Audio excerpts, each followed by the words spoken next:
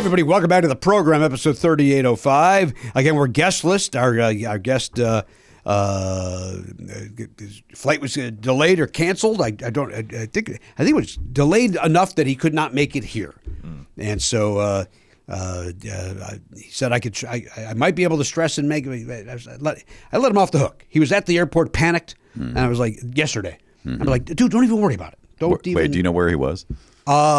He was performing in Wisconsin, okay. And I would imagine then flying out of Milwaukee, which could then be a connection. I don't remember there being direct flights from Milwaukee to L.A., but maybe there is. Or maybe you got to connect in Dallas.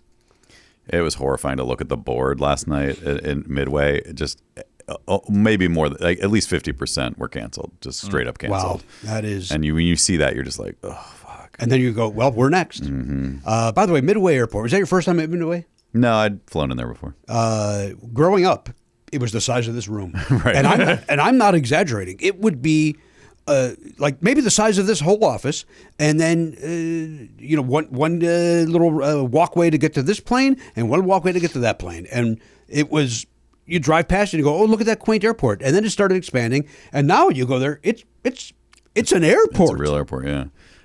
We had a Lyft driver who told us that it was built for propeller planes, originally, and so that was it. It wasn't the runways weren't big enough for jet planes to land on or take off from, I guess. But then, as the march of time is undefeated, they had to expand it and buy up more real estate to extend They did, it. and it just got, it became like, it used to be just like here with Burbank. You go, well, you fly into Midway, it's, you're like, you walk onto the plane. Yeah. And then now it's nope, it's a whole city before you get to the plane. At least it's only like one terminal though, still, or whatever. There's two, but you walk in the same way no matter what. Yeah. It's still kind of quaint that way, which I like.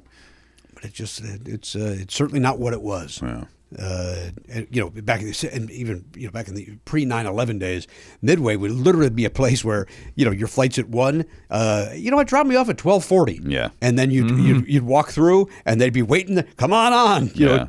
That's very similar to where I grew up. Albany was our closest airport, and I haven't been there in years, but it was so chill. It was smaller than Burbank. And just so easy. It was kind of like, remember, I'm sure, did you go to Disneyland back in the old days before they built California Adventure? Oh, yeah. And sure. like where California I was at Captain EO, sir. I went to the premiere night of Captain EO. Well, there you go. Where California Adventure is now used to just be the parking lot for Disneyland. Yeah. And it wasn't levels. It was just a fucking parking lot. Humongous parking lot. And they had the little tram or the little trolley that would drive around and pick you up. But that's what this airport was like too. Is like you'd literally just park and then walk across a street into the airport. Yeah. That was it. Just a big parking lot and then a little airport. It was nice. Love it. And as a reminder, when I retire, my goal is to be the guy at the back of the tram at Disneyland. Don't forget your glasses, and then you parked in Pluto. You parked in Pluto. Don't forget your glasses. Thank you so much for riding. Enjoy your day. Yeah. And I will take that job in a heartbeat. I don't want to drive down there. I don't like to drive. No. But I like the idea of sitting in the back, and that's all you got to do. I got a nice voice for it. Sure. Right? Maybe a couple of jokes. Come on, let's go, long shorts. Get on. Then I get fired. Mr. Pardo, we need to talk to you about your patter. Yeah, I thought I was being fun. No, it turns out it was a little insulting. And, the fun's inside the park. People that are stressed out in the lot, sir.